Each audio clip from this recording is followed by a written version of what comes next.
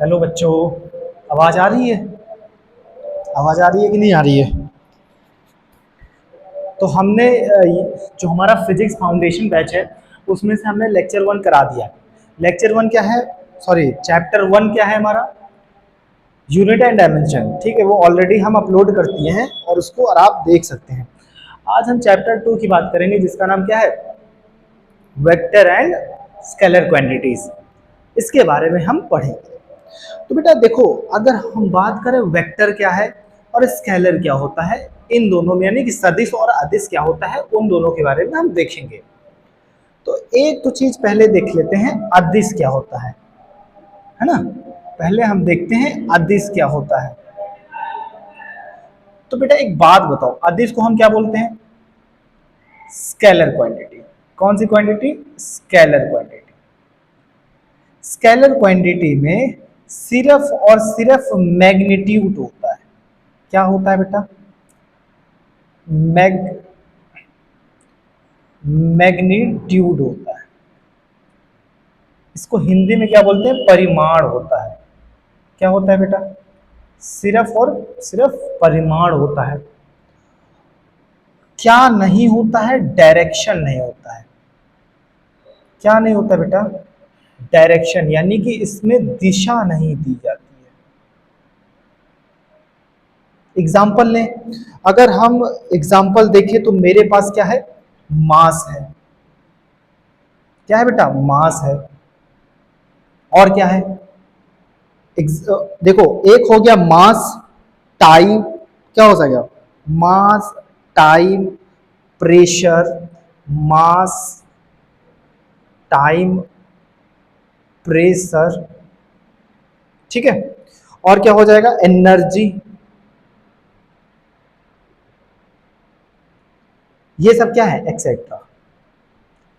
ये सब हमारे क्या है? स्केलर क्वांटिटी है। अब बात करें कि वेक्टर क्वांटिटी क्या होती है, जिसको हम सदिश बोलते हैं। क्या बोलते हैं बेटा? सदिश। इसको इंग्लिश में क्या बोलते हैं? वेक्टर।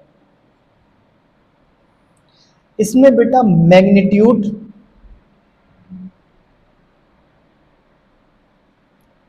और डायरेक्शन दोनों होती है।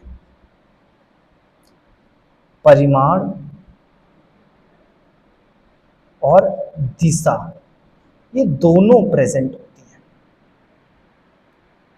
समझ में आ रहा है कि नहीं आ रहा है? अगर हम इसके एग्जाम्पल की बात करें, किसके? अगर हम इसके एग्जाम्पल की बात करें तो फोर्स कैसी क्वांटिटी है? फोर्स कैसी क्वांटिटी है? वेक्टर क्वांटिटी है। फोर्स कैसी क्वांटिटी है बेटा? वेक्टर क्वांटिटी है। ठीक। डिस्प्लेसमेंट कैसी क्वांटिटी है? वेक्टर क्वांटिटी है। एक्सेलरेशन कैसी क्वांटिटी है? वेक्टर क्वांटिटी है। एक्सेलरेशन कैसी क्वांटिटी है? वेक्टर क्वांटिटी है। इलेक्ट्रिकल एनर्जी कैसी क्वांटिटी है? वेक्टर क्वांटिटी है। तो इतना हमने सीखा भी। अब एक और डिफरेंस देख लेते हैं कि भैया इन दोनों में कैसे हम पहचानेंगे कि क्या क्या क्या डिफरेंस है इन दोनों को। ठीक है, तो इसको हम रफ कर देते हैं अभी।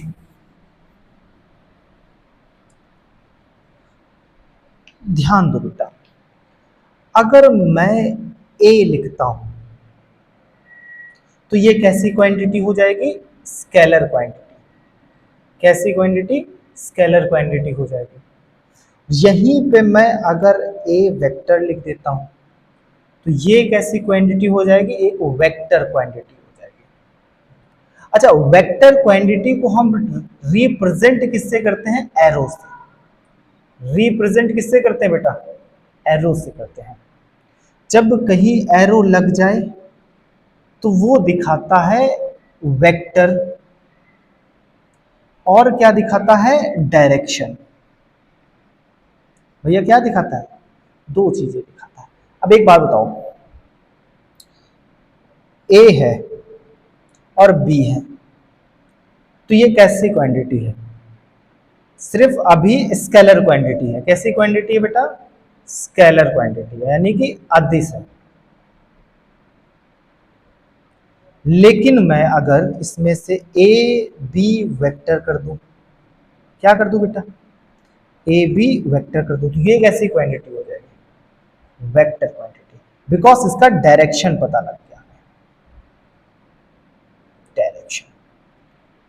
डिफरेंस समझ में आ रहा है कि नहीं आ रहा है भैया? स्केलर क्वांटिटी में कोई भी डायरेक्शन नहीं दी जाती है, लेकिन वेक्टर में हमें डायरेक्शन दिया जाता है। क्या दिया जाता है? डायरेक्शन दिया जाता है। अब फटाफट से हम एक क्वेश्चन लेते हैं इस पे, तो क्वेश्चन पे ज्यादा सिंपल आएगा, ठीक है? क्वेश्चन पे ज्यादा सिंपल आएगा समझ। जैसे अगर मैं कहूं कोई ए वेक्टर है, कैसा वेक्टर है? ए वेक्टर, एक ऐसे मैंने कर दिया, ये कौन सा वेक्टर हो गया बेटा? ए वेक्टर। कोई बी वेक्टर है, तो ये कैसा वेक्टर होगा? कुछ कहीं से भी कर दो, कोई भी वेक्टर बना दो, ये कैसा वेक्टर हो गया? B vector. अब अगर इन दोनों को हमें जोड़ना है तो टेल से टेल करना पड़ेगा, है ना? टेल टू टेल हमें क्या करना पड़ेगा? ज्वाइंट करना पड़ेगा। तो अगर इन दोनों को हम ज्वाइंट करेंगे तो ये ए वेक्टर हो गया और ये बी वेक्टर हो गया। दो वेक्टर हो गए, ये ए वेक्टर हो गया और ये बी वेक्टर, सॉरी ये ए हो गया, ये बी हो गया। दोनों, ये इसका क्या होता है बेटा? हेड होता है, और ये इसका क्या होता है? टेल होता है। तो टेल से टेल मिलाते हैं, ताल से ताल मिला, है ना? टेल टू टेल ज्वाइंट कर पे एक वेक्टर बन गया। अब ये जो वेक्टर बना है वो बना है ए बी वेक्टर। समझ में आ रहा है कि नहीं आ रहा? भाई इसका डायरेक्शन है, इसका डायरेक्शन है। अब एक बात बताओ, मैं कहूं कि ये वाला बता सकते हो क्या है? ये भी एक वेक्टर हो जाएगा, नाम दे दिया सी वेक्टर। Any problem? समझ में आ रहा है कि नहीं? वेक्टर समझ में आ रहा है कि नहीं आ रहा है? अब देखते हैं जरा, हम एक और क्वेश्चन लेते हैं, ठीक है? वेक्टर आई होप समझ में आ गया होगा, सिंपल टॉपिक है, बहुत ज्यादा दिक्कत वाली बात नहीं है। ए वेक्टर समझ में आ गया, बी वेक्टर समझ में आ गया, सी वेक्टर समझ में आ गया।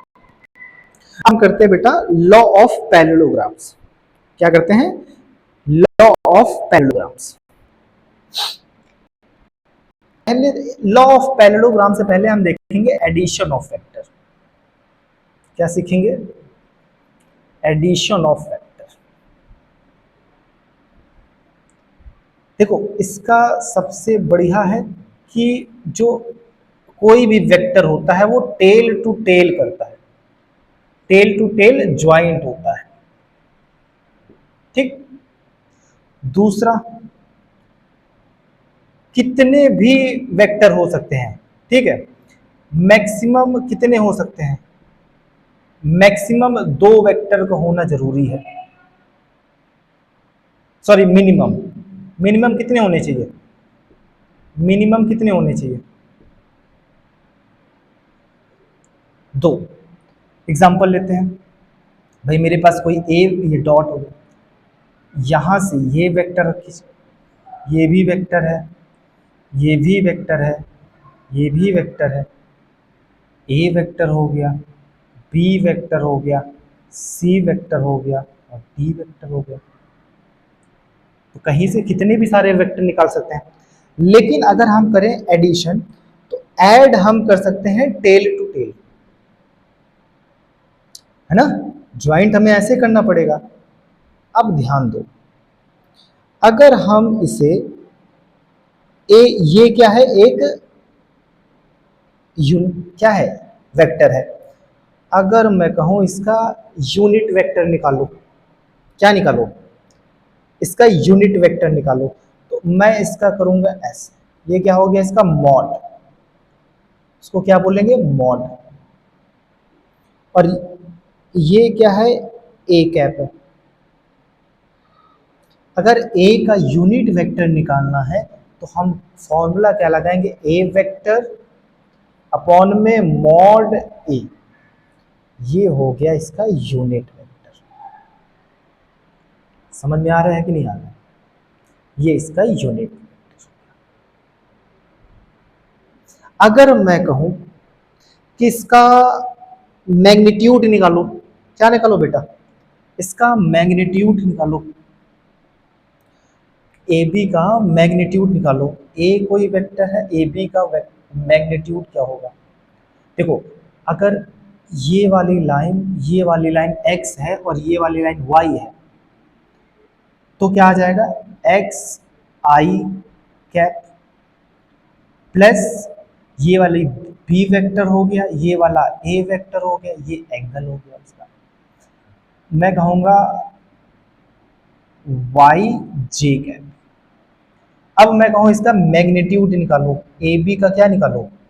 मैग्नीट्यूड निकालो। तो x का स्क्वायर प्लस y का स्क्वायर।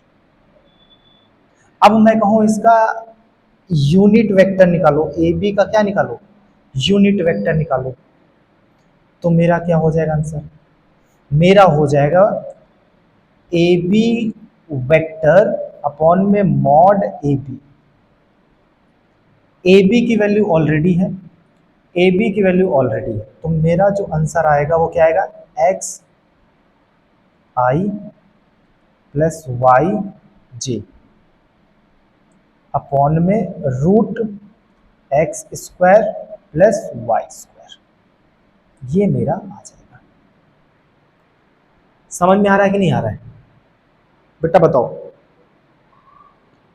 कोई दिक्कत? अब ध्यान देते हैं बेटा पैरेललोग्राम के बारे में, है ना? Law of parallelogram. एक और हम चीज देख लेते हैं उससे पहले, इसको रफ कर देते हैं।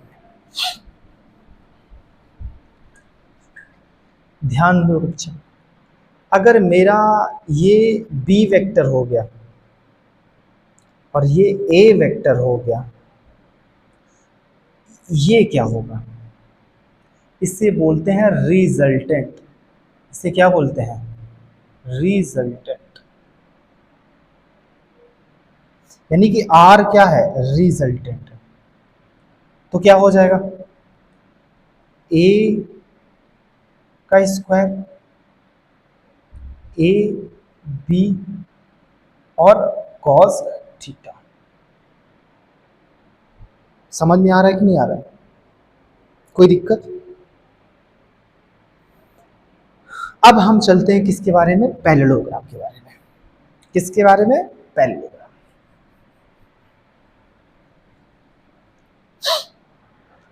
बेटा मेरा ए वेक्टर है,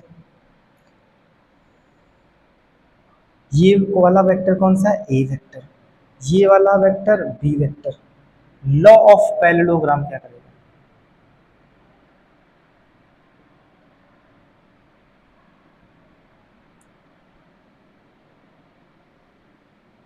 ये कैसा हो गया? आर।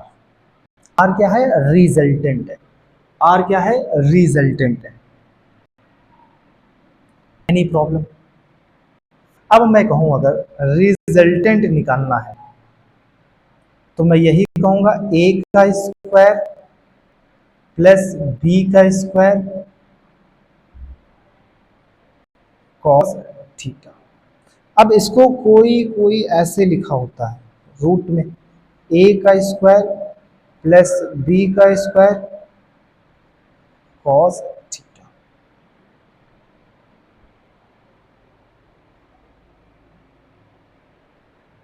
क्या ये फॉर्मूला सही है बेटा? बताओ, ये फॉर्मूला सही है? गलत है। ये फॉर्मूला गलत है। ऐसे बच्चे लिख के चले जाते हैं, लेकिन क्या हमें ऐसे लिखना है? नहीं, हमें लिखना है are equal to A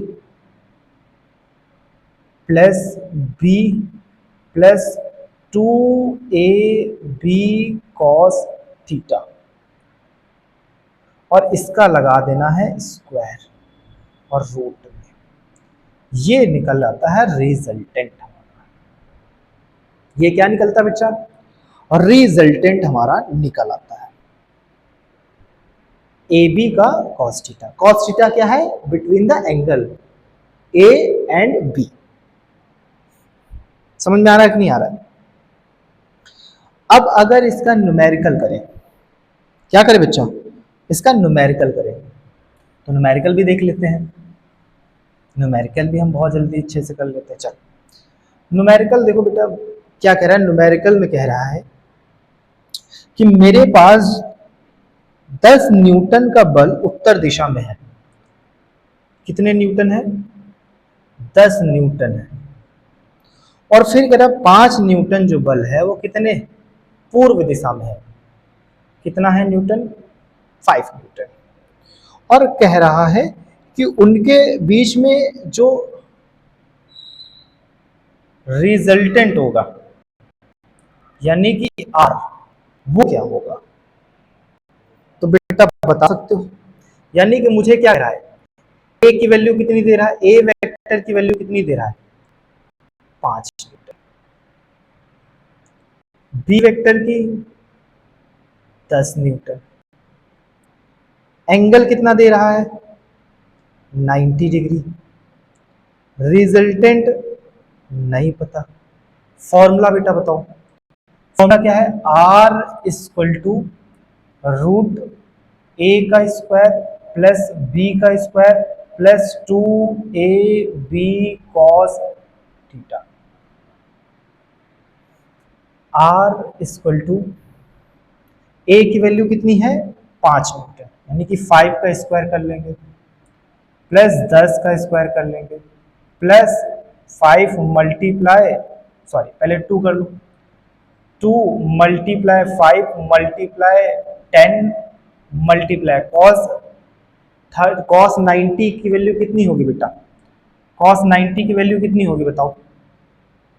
cos 90 की वैल्यू कितनी होगी? 0 होगी भाई। कॉस 90 की वैल्यू कितनी होती है? 0। अब एक चीज बताओ मैं,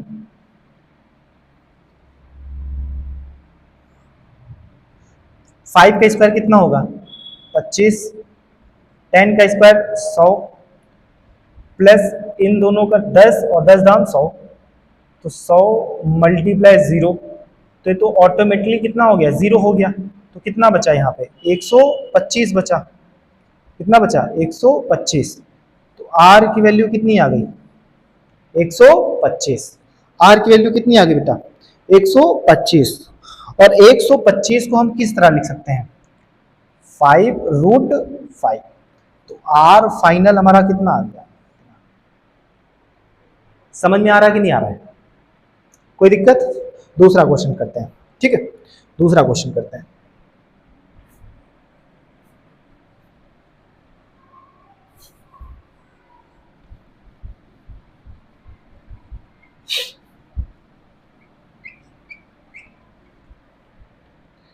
ध्यान दो।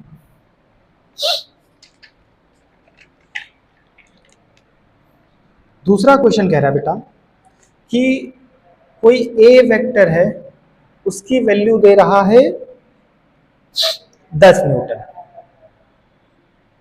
और कोई बी वेक्टर है, उसकी वैल्यू दे रहा है 5 न्यूटन, और एंगल दे रहा है 180 डिग्री, और फाइंड करना है हमें आर। यानी कि ए वेक्टर कितना है? 10 न्यूटन। बी वेक्टर कितना है? 5 न्यूटन। और इसके बीच का जो एंगल दे रहा है कुछ ऐसे दे रहा है, ठीक है? ऐसे 180 डिग्री कैसे होगा? ऐसे होगा, अपोजिट। ये कितना दे रहा है? 5 न्यूटन। तो ये हो गया ए वेक्टर और ये हो गया बी वेक्टर। इन दोनों के बीच का एंगल कितना है? 180 डिग्री। रिजल्टेंट हमें बताना है। क्या बताना है बेटा? रिजल्टेंट। फॉर्मूला बताइए। फॉर्मूला है आर इक्वल टू ए का स्क्वायर प्लस बी का square plus 2ab cos theta. Value रखो। ए की वैल्यू कितनी है? 10 का स्क्वायर प्लस 5 का स्क्वायर प्लस यहां पे कितना आ जाएगा? 2 मल्टीप्लाई 10 मल्टीप्लाई 5 और मल्टीप्लाई कॉस 180 की वैल्यू कितनी होती है? -1, 180 की वैल्यू -1। तो अब इसको रखेंगे, क्या आ जाएगा, तो 10 का स्क्वायर 100, 5 का 25 प्लस कितना हो गया 100, और ये रहेगा माइनस का, ये कैसा रहेगा माइनस का। अब यहाँ पे r की वैल्यू कितनी आ जाएगी, तो ये हो गया 125, कितना हो गया बेटा 125, 125 प्लस प्लस माइनस माइनस, यहाँ पे 100। अब एक बात बताओ, माइनस करेंगे तो कितना आएगा, माइनस करेंगे कितना आएगा 25, और 25 किसका स्क्वायर होता है 5 का। तो r की वैल्यू फाइनल क्या आ गई 5। कोई दिक्कत, क्वेश्चन समझ में आ रहा है कि नहीं आ रहा है, क्वेश्चन समझ में आया कि नहीं आया, ठीक, बताओ न्यूमेरिकल समझ में आ रहा है। देखो बेटा, मन लगा के पढ़ाई करो, समझ में आ रहा है कि नहीं आ रहा है। जिंदगी का सबसे बढ़िया लेसन कौन सिखाता है, खाली पेट और खाली जेब, वो कोई यूनिवर्सिटी नहीं सिखाती हमें। समझ में आ रहा है कि नहीं आ रहा है।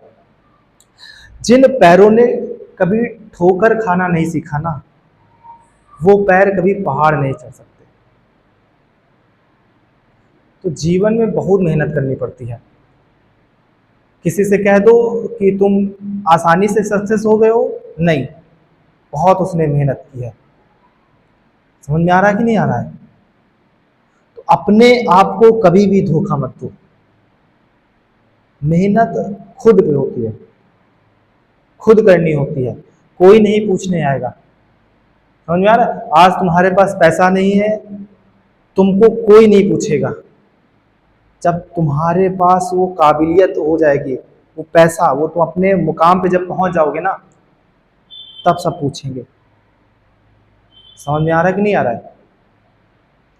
असफल इंसान के साथ कोई नहीं रहता है, सफल इंसान के पीछे सब लोग रहते हैं। समझ में आ रहा है। तो बेटा जितना पढ़ाया जाए उसको बढ़िया से पढ़ो, ठीक है। आगे देख लेते हैं, ये ज़्यादा बड़ा तो लेक्चर नहीं हो जाएगा। एक काम करते हैं, आज का टॉपिक यहीं ख़त्म करते हैं, ठीक है। तो नेक्स्ट टॉपिक में आपको हम एडिशन तो बता दिए हैं, अब मल्टीप्लिकेशन बता देंगे, यानी कि डॉट प्रोडक्ट बता देंगे और क्रॉस प्रोडक्ट बता देंगे, ठीक है। इतना ही बताने के बाद आगे हम देखते हैं इसमें और कितने लेक्चर में सब्जेक्ट, ये चैप्टर कंप्लीट हो जाएगा। तो नेक्स्ट टॉपिक हम नेक्स्ट लेक्चर में बनाएंगे, ठीक है। Thank you so much.